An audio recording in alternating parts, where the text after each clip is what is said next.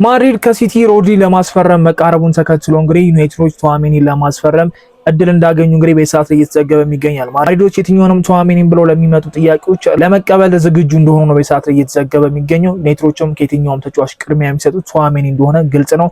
ማርካም እንዳዝነበበው ከሆነ ከቱዋሜኒ ወኪሎች ጋር እንግዲህ አሁን ላይ ንግግር እንዳደረጉት ሰምቷል። ለቱዋሜኒ ዝውውር የተወሰነ ሀሳቦች እናንሳ። ለዚህ ቻናል ግን አዲስ ከሆኑ ሰብስክራይብ ማድረግ እንዳይረሳ። ወደ ቪዲዮ እንሂድ።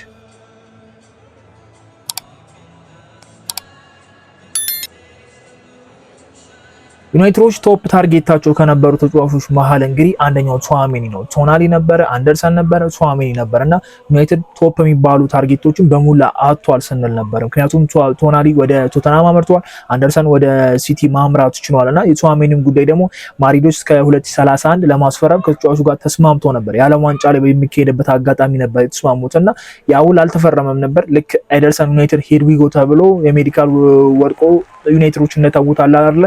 ልክ እንደዚህ አይነት ሲቹዌሽን አሁን በቱዋሜኒ በኩል ተፈጥሯል ማለት ነው። ማድሪዶች ሮድሪ የዓለም ዋንጫ ያሳየው ፐርፎርማንስ ድጋሚ ወደ ዝውውሩ እንዲመለሱ አድርጓቸዋልና ሮድሪም ደግሞ ወደ ማድሪድ መዘዋወር ትልቅ ህልሙ ነው። ምንም ጥያቄ የሌለው ነገር ነው። ደጋግመን የሰማናቸው ዜና ነበርና ምናልባት የተጫዋቹ አቋም ወርዷል ከጉልበት ጉዳቱ በኋላ ሮድሪ የባላንዶር አሸናፊ ሮድሪ አይደለም ሲባል ነበርና የዓለም ዋንጫ ላይ ያሳየው ፐርፎርማንስ ማድሪዶችን በድጋሚ እንዲጋብዝ አድርጓቸዋልና ሮድሪ ወደ ማድሪድ የሚድሉ አሁን ላይ ሰፍቷል፣ ተስማምቷል የሚሉ መረጃዎች እንግዲህ ከፋብሪዞ እየወጡ ይገኛሉና በሁለቱ በክለቡና በተጫዋቹ መካከል ያለው ስምምነት ሮድሪን ወደ ማድሪድ እንዲያመራ ሊያደርገው ይችላልና ያ ደግሞ ማድሪዶች ካላቸው የመሃል ሜዳ ተጫዋቾች አንዱን መቀነስ ግዴታ እንደሚኖርባቸው ነው የሚጠበቀው። ካማቪንጋ ክለቡን ለቆ መውጣት አይፈልግም። ቱዋሜኒ ደግሞ የጨዋታ ማነስ የሚገጥመው ከሆነ ከዚህ ቀደም እንደነገርኳችሁ ምናልባት ማድሪድን የመልቀቅ እድሉ ሰፊ እንደሆነ ተናግረን ነበርና አሁን ላይ በቋሚነት የመጀመር እድሉ ጠባብ ሊሆን ይችላል። ምክንያቱም ከፊት ለፊት ቤሊንግሃም ይኖራል፣ ከዛ ቫልቨርዴና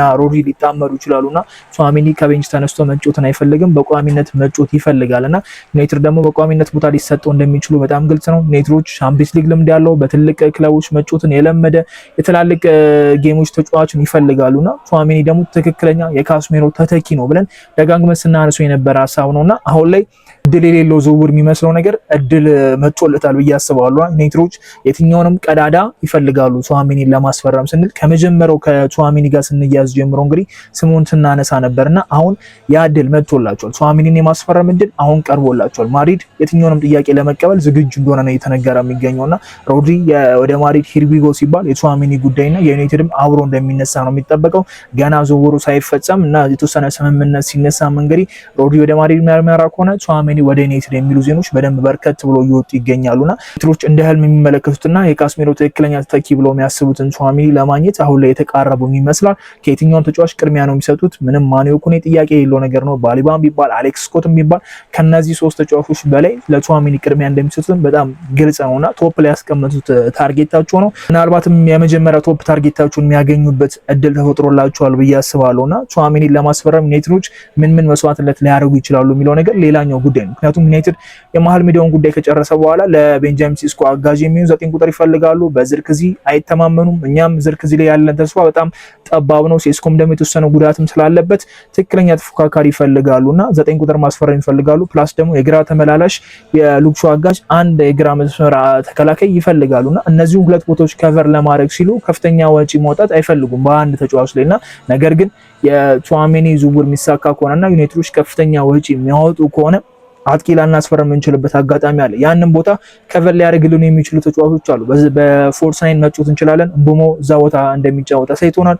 ኩኛ በብራዚል ብሔራዊ ቡድን 9 ቁጥር ሆኖ የተጫወተው። ስለዚህ ራሽፎርድ እና ዶርጉ የቀኙን ሳይድ እንደሚይዙ እናምናለን። የ9 ቁጥሩን ቦታ ደግሞ እምቦሞም ኩኛ መጫወት ይችላሉ ብዬ አስባለሁና አማድን በግራው በኩል ስላለ ዩናይትዶች አጥቂ ሳያስፈርሙ ዝርክዚም እንዳለ ሆኖ የሴስኮን 9 ቁጥር ተተኪ የሚተኩበት አማራጭ አላቸው ብዬ አስባለሁና ምናልባት አጥቂ ቦታውን ትተው የግራ ተከላካይ ብቻ ሊያስፈርሙበት የሚችሉበት አለ። ይሄ ዝውውር የሚሳካ ከሆነ ይሄ ዝውውር ከተሳካ ዩናይትዶች ምናልባት የደሞዝ ገደባቸውን የተወሰነ ሊጥሱበት የሚችልበት አማራጭ አለ ብዬ አስባለሁና ምናልባት ደግሞ ቱዋሜኒ ገንዘቡ ሊቀንስበት የሚችልበት አጋጣሚ አለ። ዩናይትዶች የትኛውንም ተጫዋች ከ200,000 ፓውንድ በላይ በሳምንት መክፈል እንደማይፈልጉ እንግዲህ ደጋግመን የሰማነው ዜና ነው።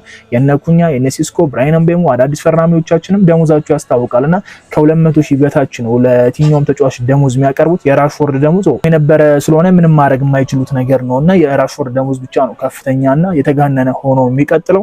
የቱዋሜኒ ደሞዝ ሊቀንስ ይችላል ወይ ደግሞ ለሱ ብለው የሚጥሱት ነገር ይኖራል ተብሎ የሚጠበቃልና ቹዋሜኒ ምን ያህል ዋጋ ሊያስወጣ ይችላል? አሁን ላይ የገበያው ዋጋዎች ልክ ኤሊት አንደርሰን ወደ ሲቲ እንዳመራበት ሶና መራበት እንደዚህ አይነት ነገር ይሆናል ተብሎ አይጠበቅምና ዩናይትዶች እስከ 80 ሚሊዮን ፓውንዶች ለዚህ ዝውውር ሊያወጡ እንደሚችሉ ነው የሚጠበቀው።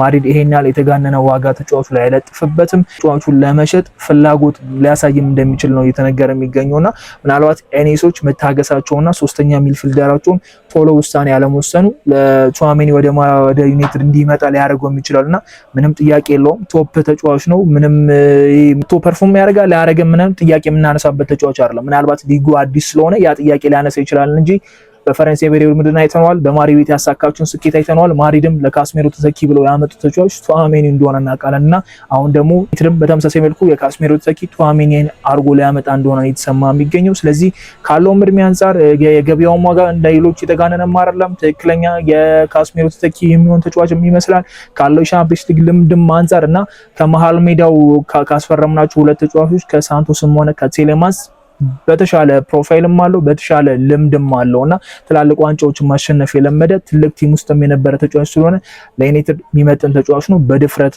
መናገር የምንችለው ነገር ነውና ምናልባት የቹዋሜኒ ዝውውር ሳናስበው ሊሳካበት የሚችልበት አጋጣሚ እንዳለ አሁን ላይ እንግዲህ የተነገረ የሚገኛል። ማርካም እንዳስነበበው ከሆነ ከቹዋሜኒ ወኪሎች ጋር ዩናይትዶች ተነጋግሯል። ዩናይትዶች በጣም ቅርብ የሆነ ግንኙነት አላቸው ሲል እንግዲህ ፋብሪዞም ተናግሮ ነበርና ይሄ ነገር አሁን የመሳካት እድሉ ሰፊ ይመስላል። የሮዲ ዝውውር ወደ ማድሪድ የሚሳካ ከሆነ የቹዋሜኒ ጉዳይ መሳካት እድሉ የማይቀር ነገር ነው።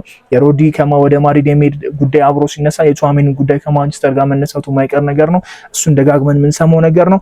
አሁን ላይ የወጡ ያሉ መረጃዎች ግን ለቹዋሜኒ ወደ ማንቸስተር እንዲዘዋወር ትልቅ እድል እንደከፈተላቸውና ዩናይትዶችም ቶፕ የሚባለውን ታርጌታቸውን ሊያገኙበት እንደሚችሉ ነው የተነገረ የሚገኘው። እስቲ ዝውውሩን የሮዲ ከተሳካ የቹዋሜኒም ጉዳይ እንደሚሳካ ተስፋ እናደርጋለን። አይ ሆፕ ሁላችሁም በዚህ ተስማማላችሁ ብዬ ተስፋ አደርጋለሁ። ምንም ጥያቄ የለውም። ቹዋሜኒ በዩናይትድ የሚመጥን አይነት ተጫዋች ነው። ምንም ጥያቄ የምናነሳበት አይነት ተጫዋች እንዳልሆነ በጣም ያስታውቃልና ቹዋሜኒ ማግኘት የምንችል ከሆነ ይሄኛው የመሃል ሜዳ ክፍላችን በጣም ፐርፌክት የሚሆን ይመስለኛልና እስቲ የሮዲ ዝውውር በተሳካ ብለን አስብና የቹዋሜኒን ጉዳይ እንዲሳካ አብሮ ማንሳት አለብን። እስኪ አዳዲስ መረጃዎች ደግሞ ሲወጡ ሼር ማድረጋችሁ ነው የሚሆነው። የቹዋሜኒ ጉዳይ ግን ወደ ማንቸስተር የመሳካት እድሉ አሁን እንደ አዲስ ከየትኛውም ጊዜ በላይ ተስፋ ኖሮት መጥቷልና እስቲ በደንብ እናወራበታለን። ቹዋሜኒ ምን አይነት ነገር ሊፈልግ ይችላል? ደሞዙ ሊቀንስ ይችላል ወይስ ደግሞ ባለው ደሞዝ ዩናይትዶች ለማስፈረም እሱን ይወስናሉ? ሌሎች የ9 ቁጥር የተከላካይ መስመር ቦታውን መስዋዕት ያደርጋሉ ለቹዋሜኒ ብለው አብረን የምንመለከት ነው የሚሆነው። አዳዲስ መረጃዎች ሲወጡ ሼር አድርጋችኋለሁ። በሚቀጥለው ቪዲዮ እስከምንገናኝ መቻችሁ ቻው።